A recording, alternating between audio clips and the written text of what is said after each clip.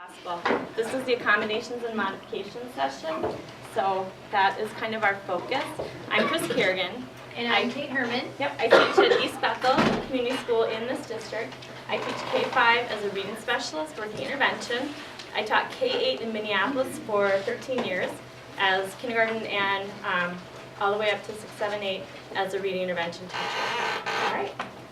And as I said earlier when I totally interrupted her, I'm Kate Herman. And I teach 3rd grade here at St. Francis Elementary. I've taught out in Arizona and in the Anoka district as well. And I'm happy to be here. So we're going to start just with some norms and expectations for the class. So if you don't mind, we would really appreciate it today if you could show your professional courtesy, as I'm sure you always do. Take care of your personal needs. Since we're only with you for 90 minutes today, if you need to use the restroom or you have other personal needs, just feel free to do that when needed. We're not going to be taking an official break. We also ask that you listen and remain open-minded to everyone so we have a non-threatening environment. And please silence your phones and other electronic devices.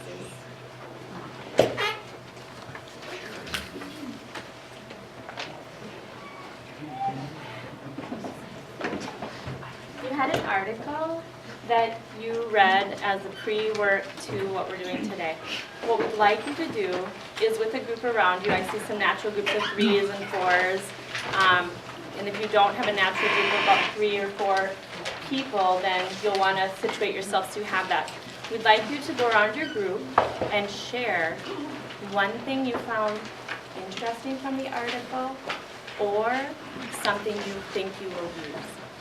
So we'll give you about 7, 8 minutes to do that. One thing you found interesting or one thing you think you will use. Okay?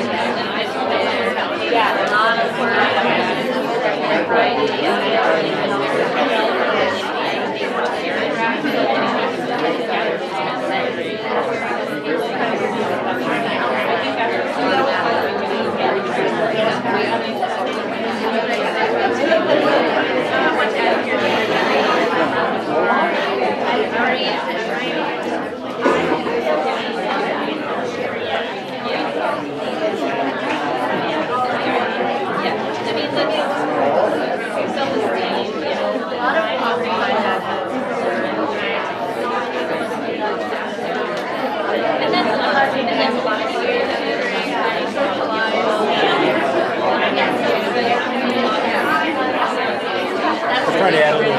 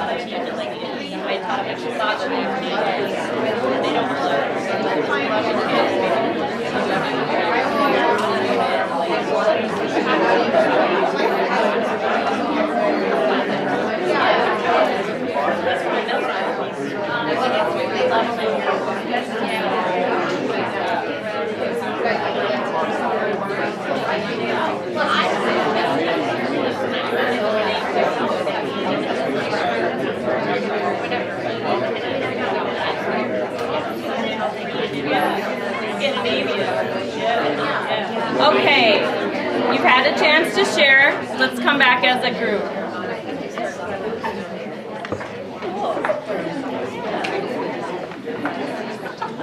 Yeah, that's fun.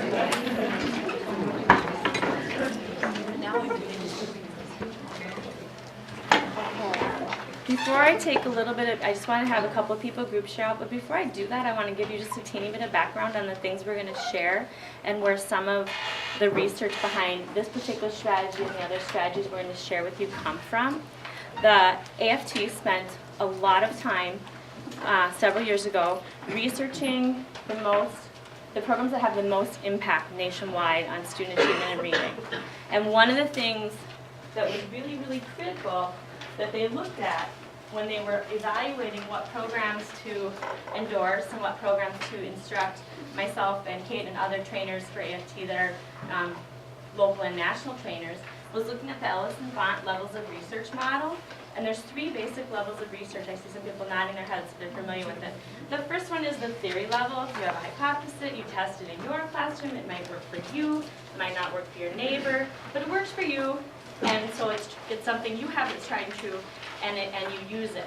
That's level 1. Level 2 is the same type of thing where you have an idea of what is working, you test it, you collect some data, maybe your neighbor collects some data.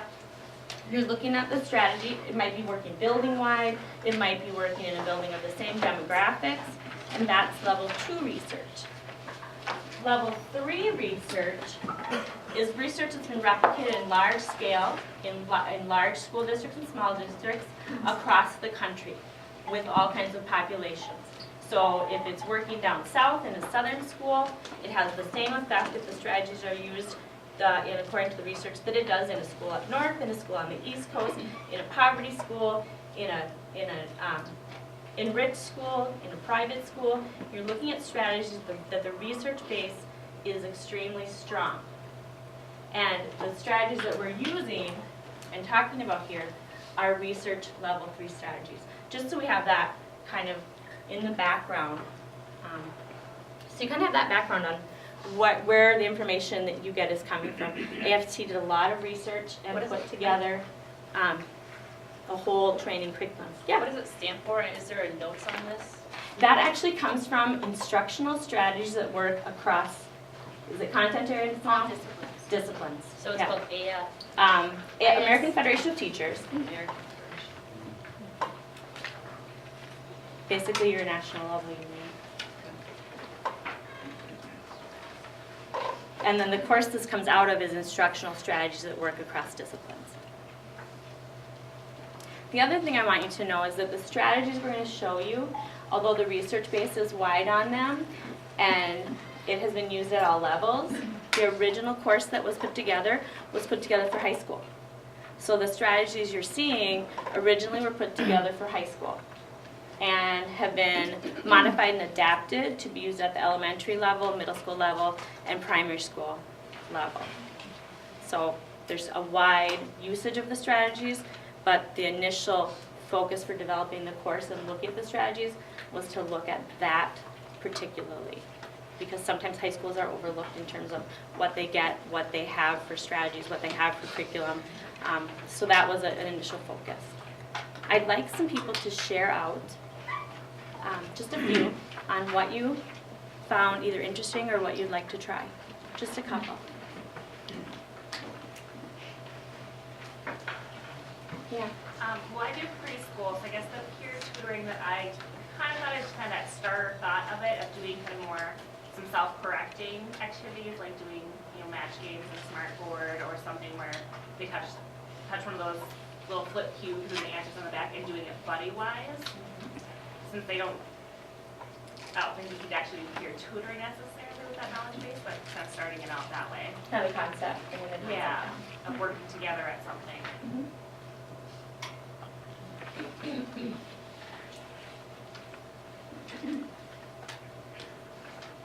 I like the tutoring with study. After I tried it in the classroom the next day and actually worked out really well and enjoyed it.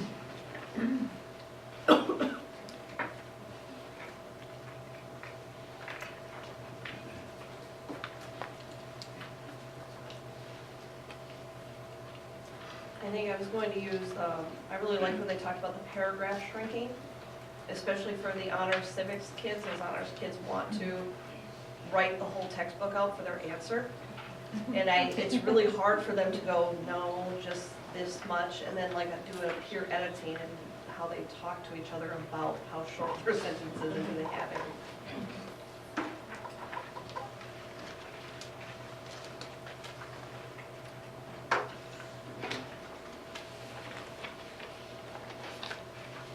Anyone else? Okay, I have used this. Kate is going to talk about another form, the shortened form that's in there for the isolated skills. She's going to give a real good overview of that a little bit later. And I've used the partner reading, retell, paragraph shrinking. and then some of the other strategies with my students. And again, it is successful, it does work.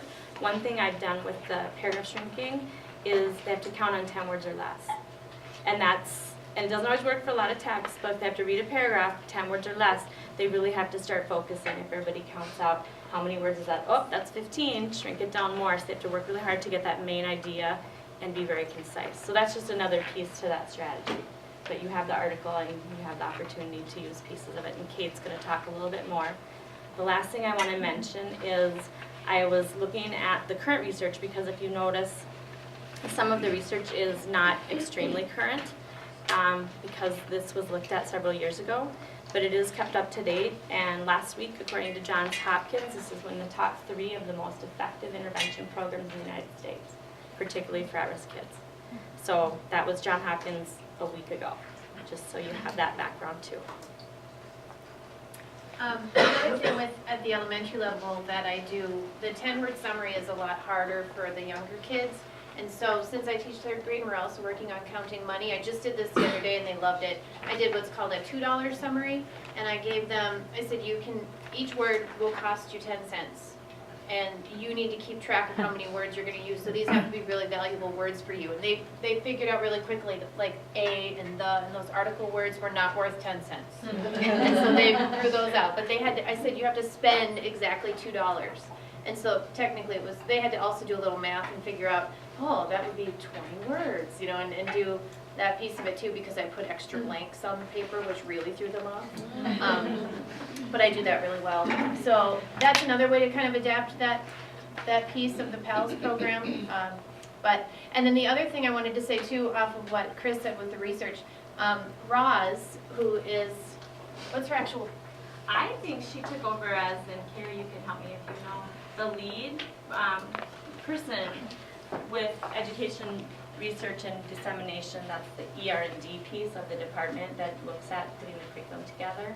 And I believe she took over the lead role. She was the developer of the course, but she stepped into the lead role after the person who had been doing it for a number of years stepped down to retire. She's the big cheese, basically. And so I was talking to her and I asked about the research. I said, just out of curiosity, I did notice a lot of the research, the dates are quite old. And she answered, I thought it was brilliant. She said, well, that's because they've continued to do research, but they haven't found anything better. I thought, oh, okay, well, that makes sense. She said, like, I don't remember exactly what she compared it to, but basically, if you haven't found anything that works better, it's still going to remain the original date it was discovered. So that's another reason why some of those dates, I know that concerns some people, but that kind of helped me feel a little bit better about some of the research that's out there.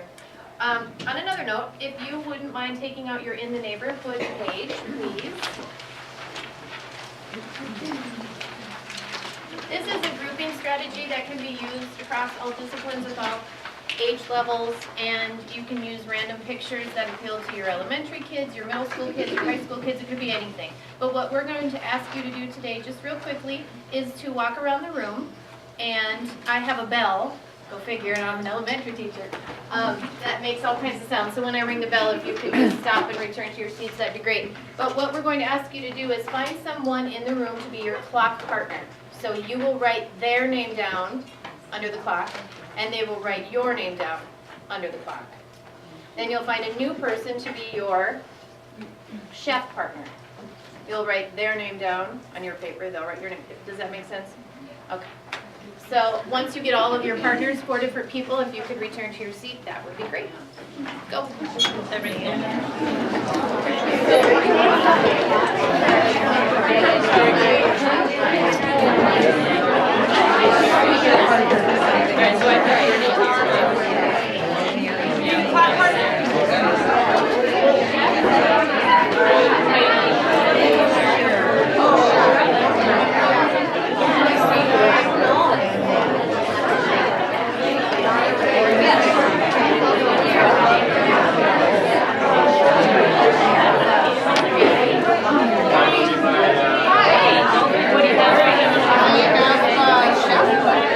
have?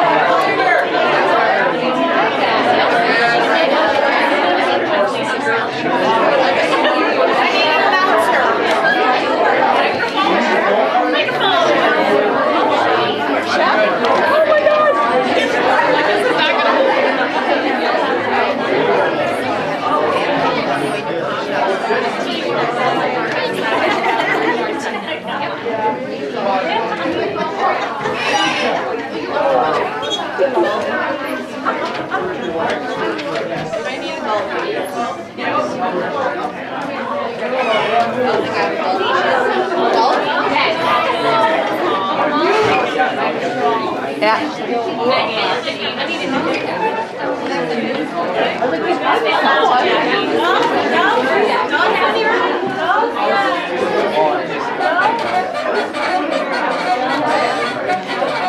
chef. Alright, if you don't have a partner for each category, don't panic. We're not going to be partnering every group in every category today. But for the sake of time, we're going to get you in. On the back of your in the neighborhood paper, if you could write down, it says 3, but we're going to take it easy on you and just change that to 2.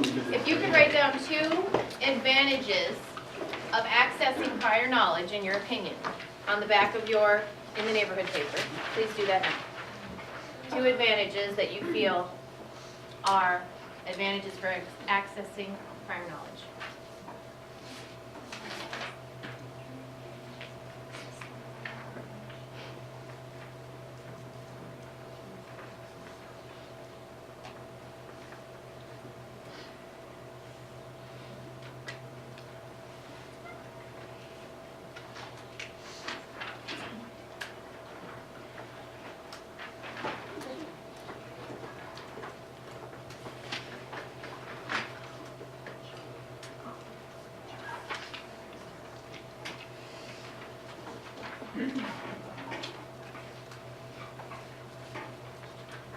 Once you have written down 2 advantages to accessing prior knowledge, if you could please meet with your cooking partner or chef partner and discuss what you wrote. I'll give you about 2 or 3 minutes, okay? I'll come down to you. Okay, great. Okay, that was 1. I said easier to master and higher accuracy. I wondered what it was. I said use a head start to what you're doing. And then if you have a previous knowledge, you're going to notice other details that you have not found out. I said share some info with partners who maybe they know.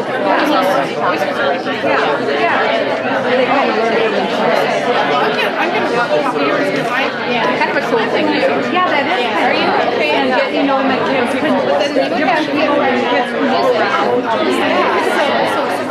I'm like, oh, it's really to be kind of good. I know.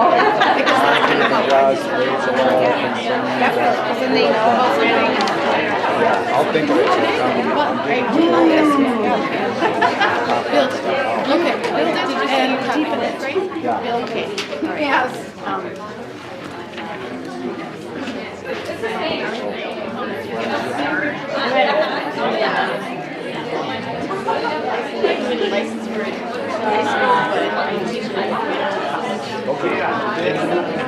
So you didn't your high school license?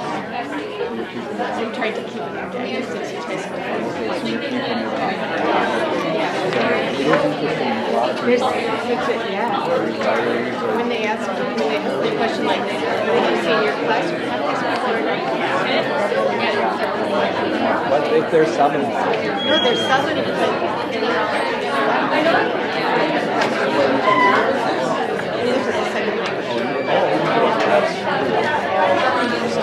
Anyway, we'll cook again later. yeah, that's right.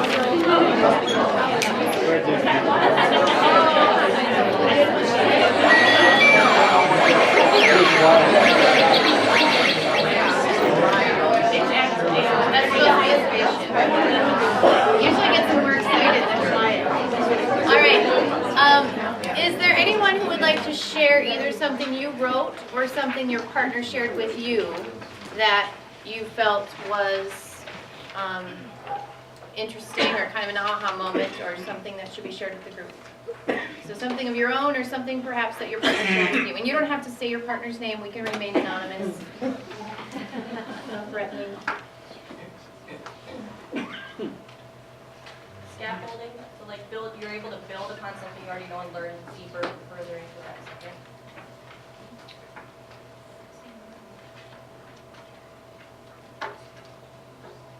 Connections are being made.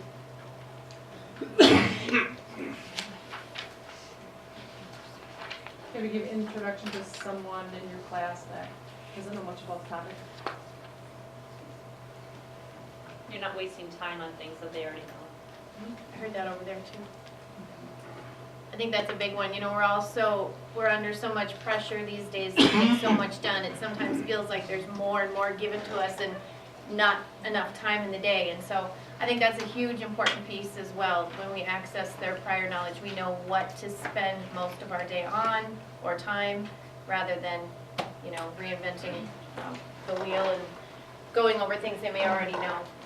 I'm sure this is a topic we could sit and talk about all day, the important pieces to accessing background knowledge, but we are going to move on to a strategy that Chris is going to talk to you about to help with accessing prior knowledge. Yeah. And again, I kind of heard make sure you're not wasting time. So pre-testing, looking at things, readiness, identifying areas that need to be mediated. One of the things about background knowledge is that you want to move from the general to more specific. And one of the things I found most kind of really neat is the quote from Navy up here. Like the more a person knows, the easier it is to learn. And that's something I talk with my students about all the time. The more you know, the easier it is. The more you know, the easier it is. And I found that to be really powerful with kids, but also very true. We're going to talk about the LINK strategy, and it comes from Ellis and Terry. It is a strategy that works on developing new vocabulary. It can also be used to review vocabulary. It can help make concepts more concrete for students, give them a better understanding. You do have a sheet that you picked up for links on what the acronym stands for, but it's list the parts, imagine a picture, note a reminding word, construct a linking story, and then self-review. So you can look at that a little later as you get time. But the power of it is accessing strategy. It's a strategy to access and hook into memory. So it's a memory hook for learning new material, new vocabulary. And again, Ellis out of the University of Kansas. And there again are the parts. And when they're talking about constructing a linking story, it really is a sentence. It's not a long story. So although the strategy notes it as a construct a story, they're really looking for a sentence that hooks it together. Okay. In front of you, you should have an index card. If you would take that card and fold it in half.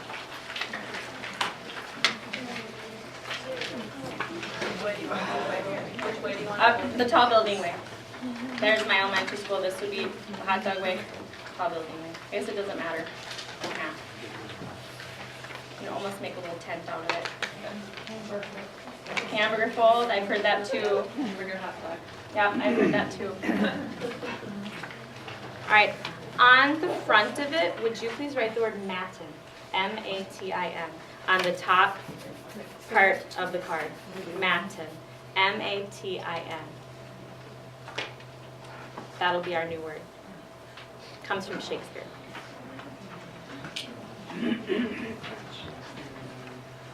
On the back, flip it over.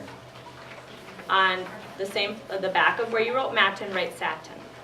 Write morning prayer. Morning prayer. So you've got Matin, turn it over, just like that, and write morning prayer. If you did it on the bottom, turn it over and write morning prayer. So wherever you write morning prayer should be on the back of Matin. So wherever you wrote Matin, on the back of that, write morning prayer. You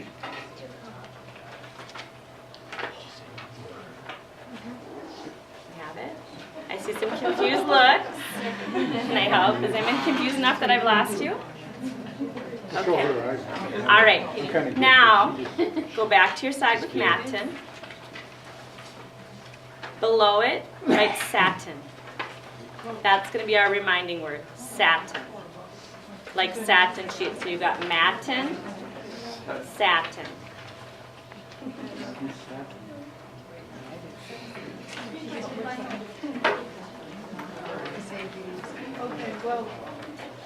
So you should have Matin, morning prayer.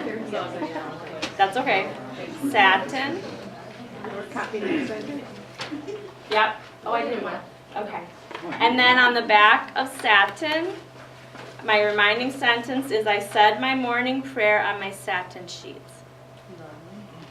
I said my morning prayer on my satin sheets.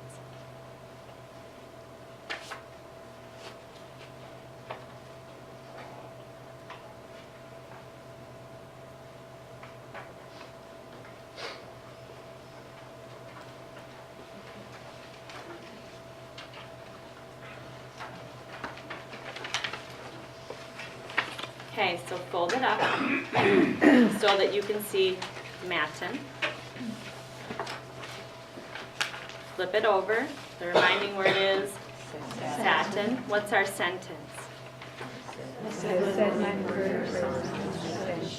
So what is matin? Okay. See how that works? Now we can put that slide up. This was the original, and the confusion with flipping, believe me, I was there, very much there.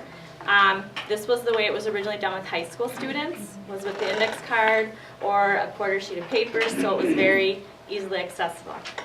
When I do this with my elementary school students, and you have this in your packet, I find this to be much more helpful. And you'll see it. Note the word, the definition, the reminding word, and the sentence. It makes it really clear. So for those of you that didn't mind the folding card and can see a use for that, that is the way we were trained, and this is another way that it was brought in, and to me this was just more clear. So that works. Two of the links that I want to share with you rather quickly. One is the first one I ever did. In second grade, our word was luggage. And for second graders, where I was teaching, luggage was a foreign word. And my students struggle. They struggle a lot. That's why they're with me. So for them to remember vocabulary and definitions was difficult. For them to come up with a reminding word. And the reminding word strategy, it's powerful when the children come up with it. It's just as effective and more time efficient when the teacher comes up with it. So finding a balance, teacher coming up with it, students coming up with it. For this one, I tossed it out to my second graders. I didn't know what would happen. And I had a little boy who really, really struggled. One of my most struggling students, he's like, tuggage. I'm like, that's not a real word. In my head, I'm going, that's not a real word. But we went ahead and ran with it because luggage was boxes and bags or things that you carry. And I went ahead with tuggage as my word. And my sentence was, Mrs. Kerrigan had tuggage of the luggage. And the reason I said that is on a J term in college in New York, I traveled home for Christmas with all my luggage, young, lots of luggage, Christmas presents coming back. I had luggage. Trying to get through the bus terminal to the airport, I had no money at all, zero. And I'm pulling all these bags, and they're falling, and I'm pulling, and I'm tugging them, and the people are going, lady, $20, $20. I'm like, I have no money, and I'm pulling it. Well, for my students, they understood that. They got the idea of Mrs. Kerrigan with all these big bags, and they felt sorry for me, and they remembered the tuggage of the luggage being boxes or bags they carry. So that sometimes adding a graphic, and for younger children, adding a picture. The visual memory is very powerful. The other one I found to be, and this is the only way I learned the capital of Kansas. I was not a big capital state person. I wasn't strong in that. I was in a 4th grade classroom observing as she was doing state capitals. And she had Topeka, and that's the capital of Kansas. And she threw it out to the kids, and the rhyme with the hymn was peek. And they talked about making spaghetti. I want to peek at a can of sauce. I thought that was really clever. Kansas, Topeka. I want to peek at a can of sauce.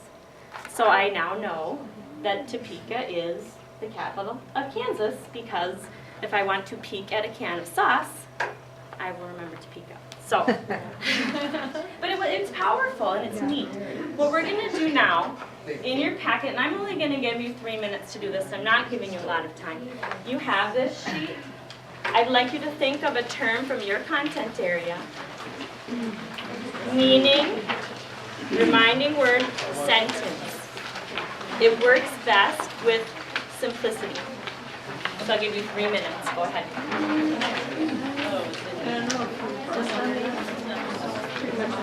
Yeah, that's it.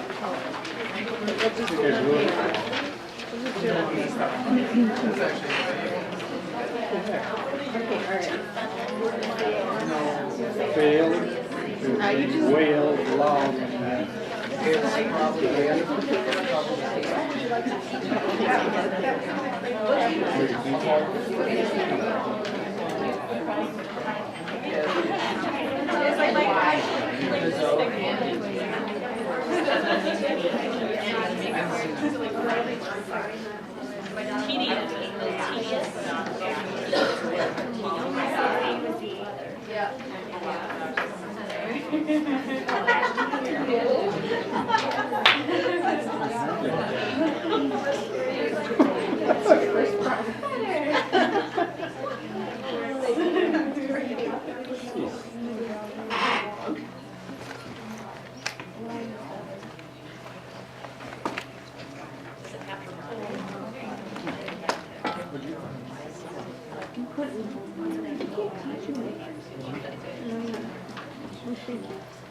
Oh, rhymes or sounds like, okay. Can rhyme or sound like, yeah, or it can be part of the word, or it can be a small part of the word. Here you go. It should be a well word.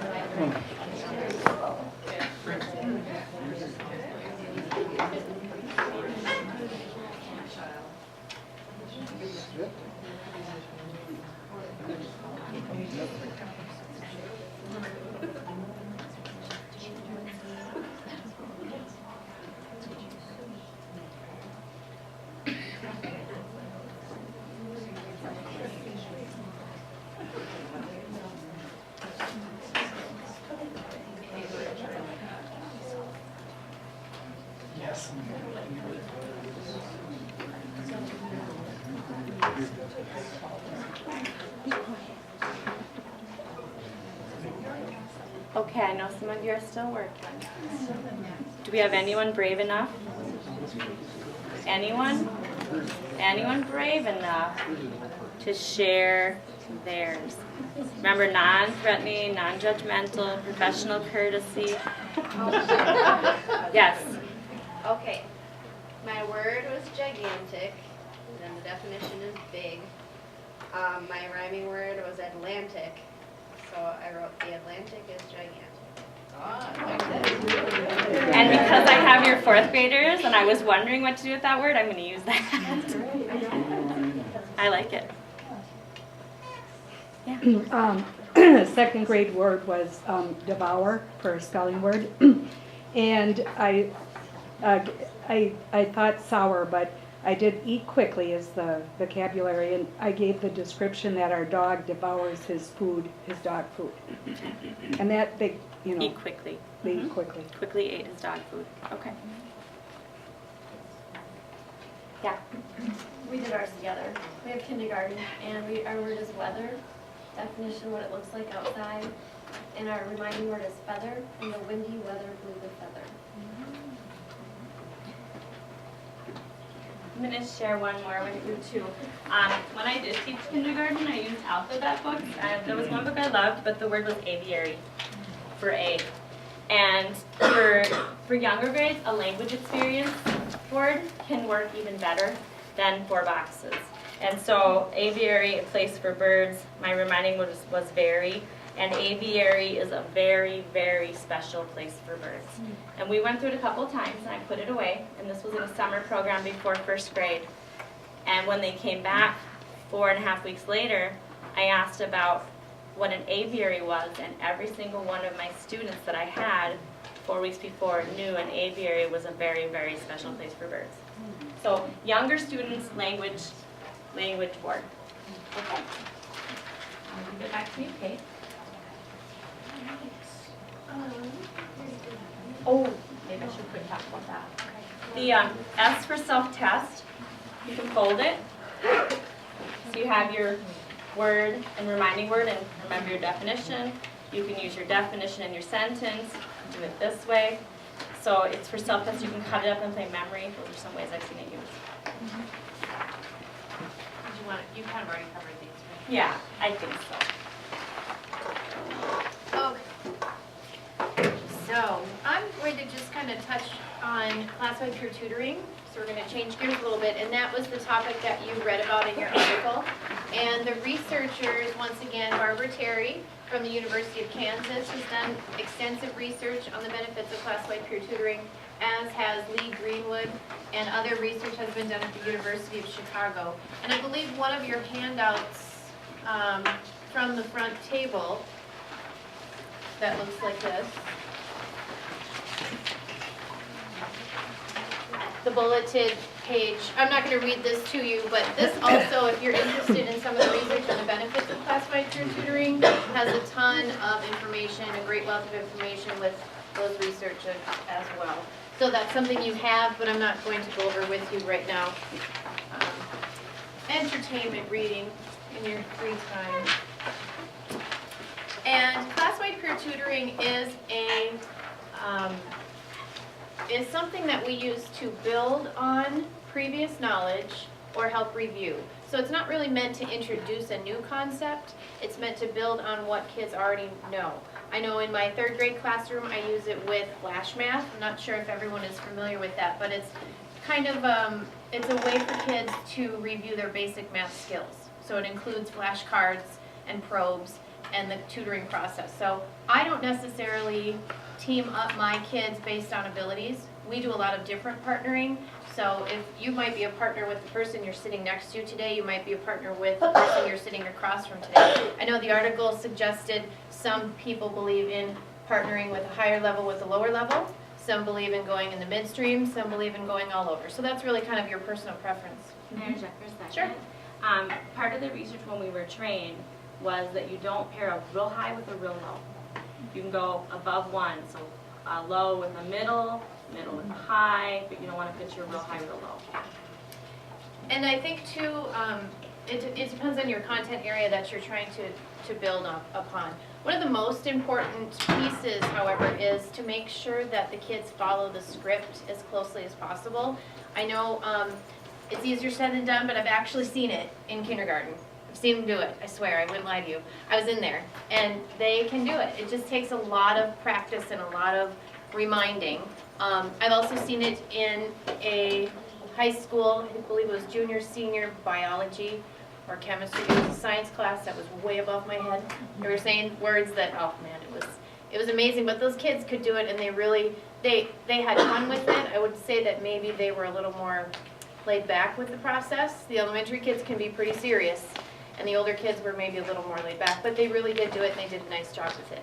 So using the scripts, and we're going to kind of model that for you too, but making sure that they follow it according to the research helps it become beneficial.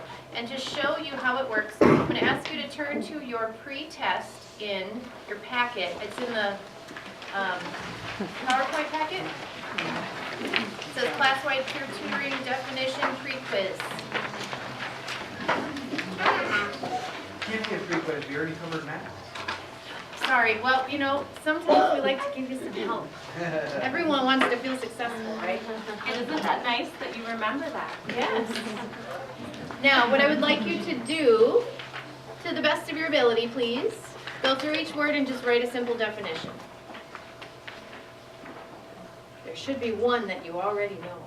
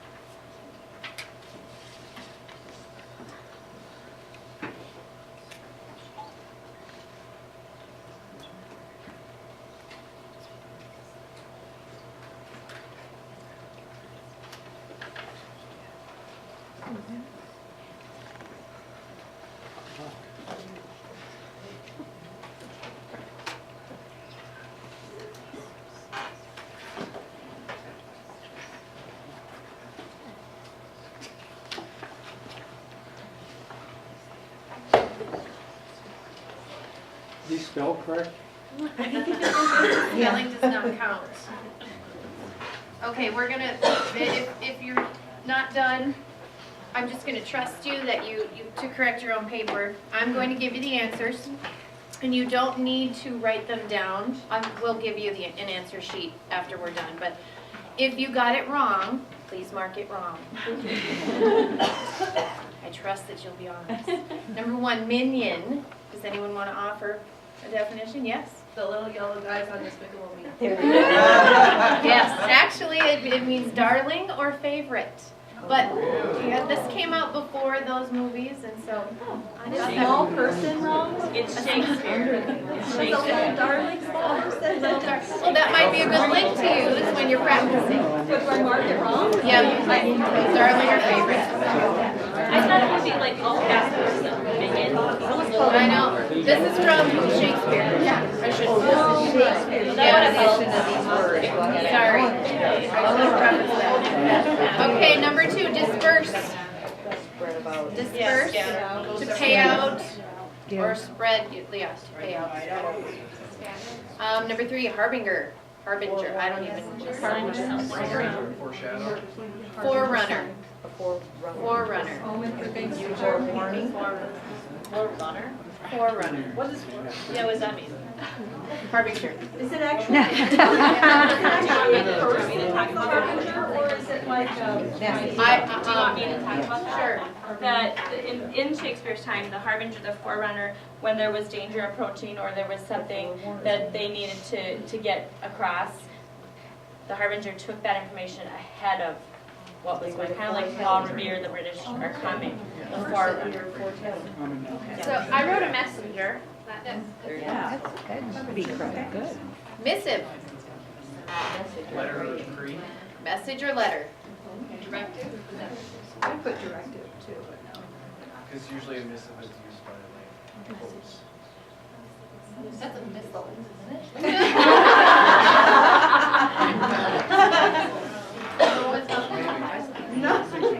Yeah.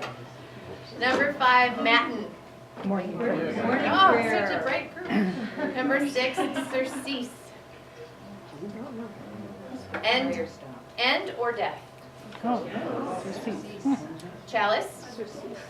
large cup. Cup or goblet. Adage. I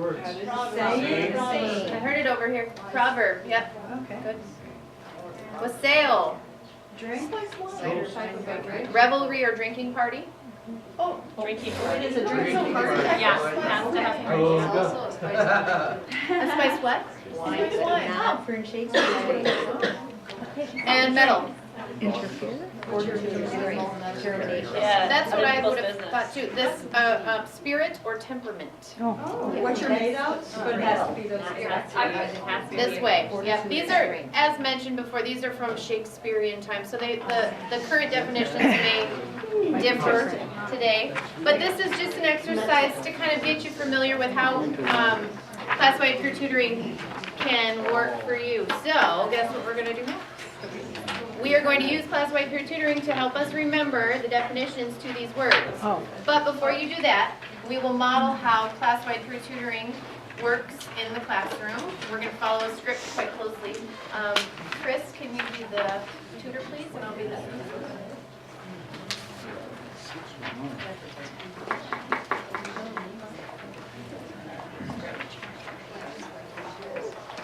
So in the classroom, classified peer tutoring, you want to make sure that the students are facing one another so they can see each other and hear each other. Chris will be the tutor student and I'll be the tutee student to start.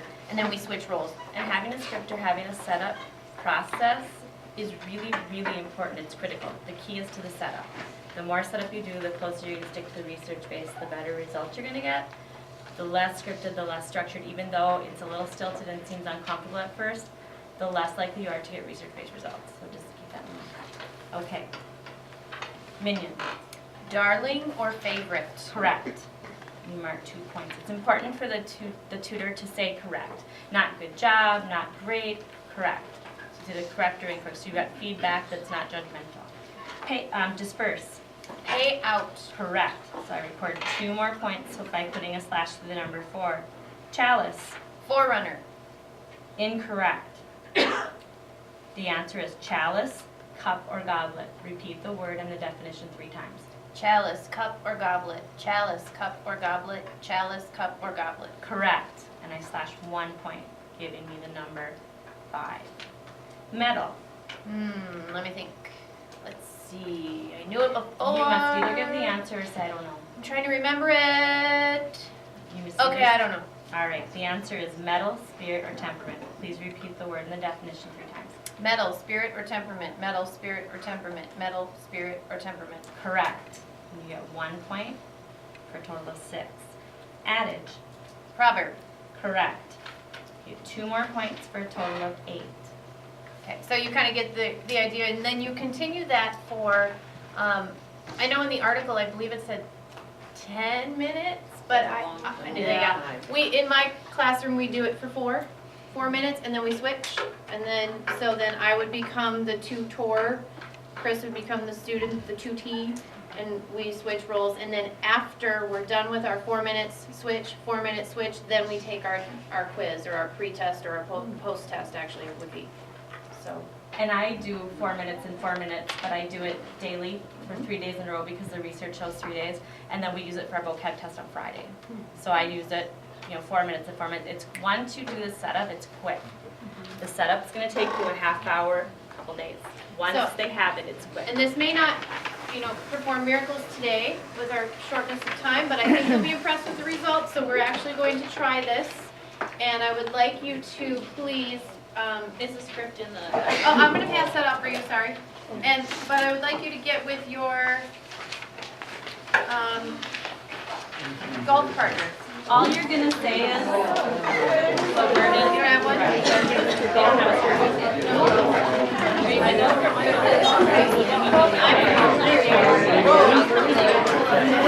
I heard you.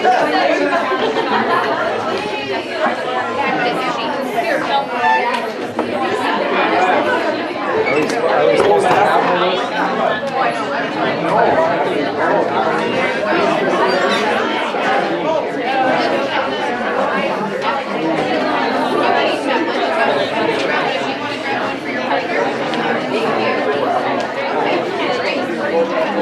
Anybody want one? Okay.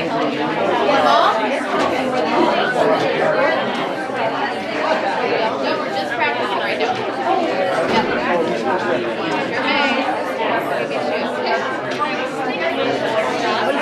All right, we're not testing right now, we're just practicing with the words.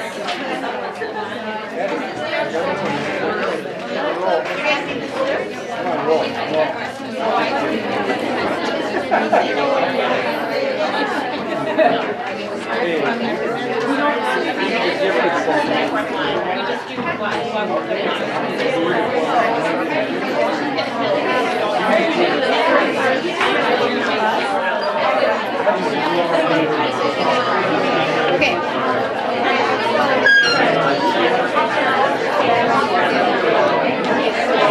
We all have these? Oh my God.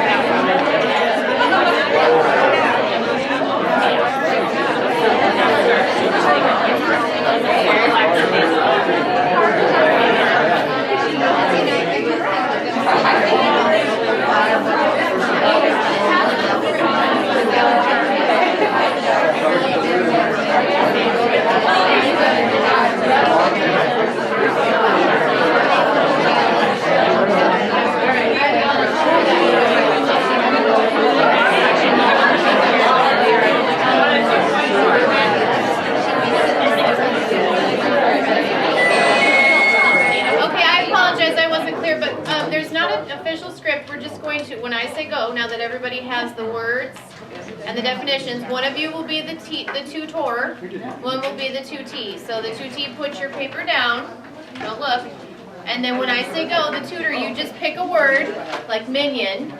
The tutee repeats the definition. If they get it incorrect, you say incorrect, minion, darling or favorite, please repeat 3 times. They repeat 3 times. If they get it correct, you say correct, and then you move on to a new word. We'll do this for 4 minutes, and then we'll switch. Ready? I go straight down. You can go random, it doesn't matter.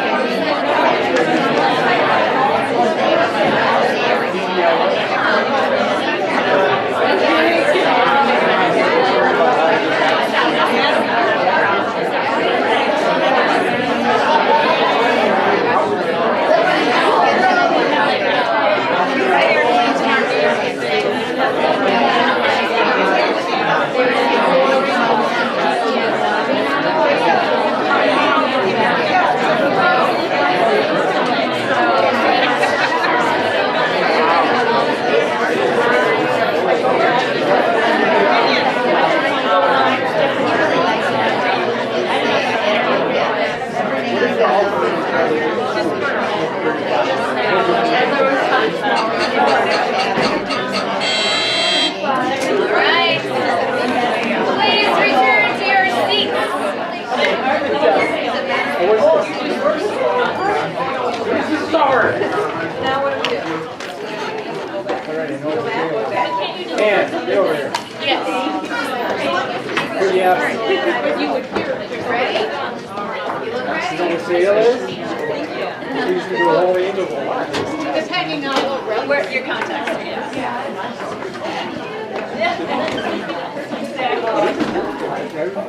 Okay, on the very back page of your packet, we have our post-test. Please do not begin until I tell you to. And please make sure that your practice page is put away.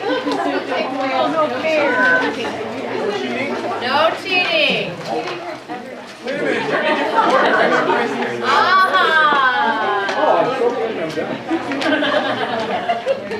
So, as you probably noticed before we begin, so no starting. No starting. You probably noticed whether you were the tutor or the tutee, you were still learning, and that's one of the strongest pieces of the class-wide peer tutoring. When you're holding the cards or when you are quizzing your partner, you're still learning that information, and so it's not time wasted on on you. I think I probably, when I participate in class-wide peer tutoring, I personally learn more when I'm the tutor, because I'm a visual learner and I can see those words and I can see those definitions. And they say you learn the most when you have a chance to teach others. So hopefully you will do better this time. When I say go, please write down the definition to the words on the paper. You may begin.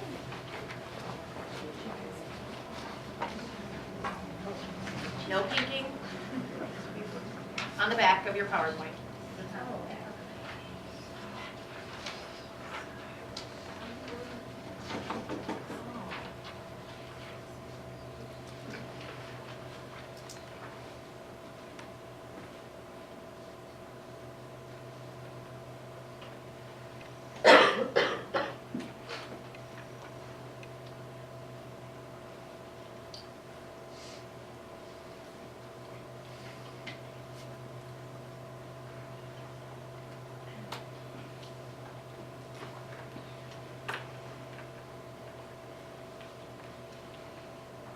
Done.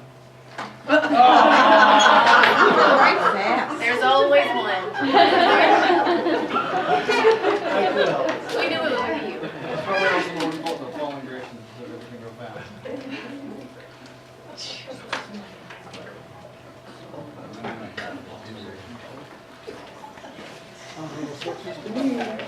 Don't know about that one. Just think.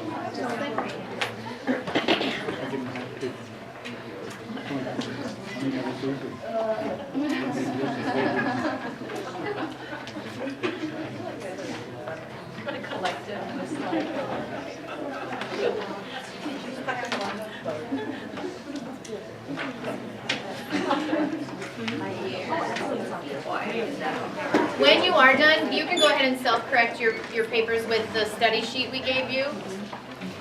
You don't need to share your scores, but I will be asking for if anyone improved. You can raise your hand. What do you do for those visual learners that you went through it the first time and they got it? And now what do they do? Where are they progressing as you're doing this back and forth part? I think, like myself, I'm more of a visual learner, but in the classroom setting, you wouldn't do what we just did to you today and give you something brand new, learn it right now, and then take a test. This is a process that you go over and over and over for weeks. Everybody's got those kids that they took the pre-test, you gave them the right answers, and they don't need to go through, 8 minutes of the peer tutoring for 3 days in a row. Oh, the ones that get it right away, you're saying? Yes. I thought you Or meant my the ones that sister would know struggle. the definitions, I don't know how she does it, but she just knows about, like, what do you do with those kids? Well, and I think that kind of comes back to adapting your curriculum, to those higher level students. It kind of depends on what are you thinking in particular? Are you thinking math? Are you thinking vocabulary? Oh, anything. Anything. Anything We all across have those curriculum. students. Right. I have some too in 3rd grade that multiplication facts, I have from, I don't even know what a multiplication symbol is, to I've known these since I was in 1st grade. And it's just one of those things where I think we come across that in everything we do. And it is only 4 minutes, 8 minutes total in their day, and everybody can use a little review. That's my personal opinion, I shouldn't Okay. say that. I had a daughter though who, especially with math, because, she's very good at it, but she would have done what she was told to do but fall asleep because it wasn't necessarily piquing her interest, and then she'd wind up missing a bunch of stuff because she was sleeping through it. One of the places this has been used very highly, one of the people who originally taught the course was a 7th and 12th grade honors only. And with those really high kids, it was amazing how hard they worked because you're looking at, we were pretty lax on how we did it. But with the structure and using the point sheet, there is a huge competition factor. And so for the kids who are at a point where they know a lot of it after the first or second time through, there's a huge self-esteem and confidence building piece, and that's in the notes and the research piece we gave. But there's a huge piece for self-esteem and confidence building, and you would be amazed. In the honors group, there was more frustration than knowing it the first couple of times because they were so used to knowing it. It was frustrating for them to not know it. So it depends on the level of curriculum and how that's modified. Where we are, it's tiered for reading, and so for us, our students who are on that end have a little different material, and they're not so familiar with it. So for us, we don't have that same issue.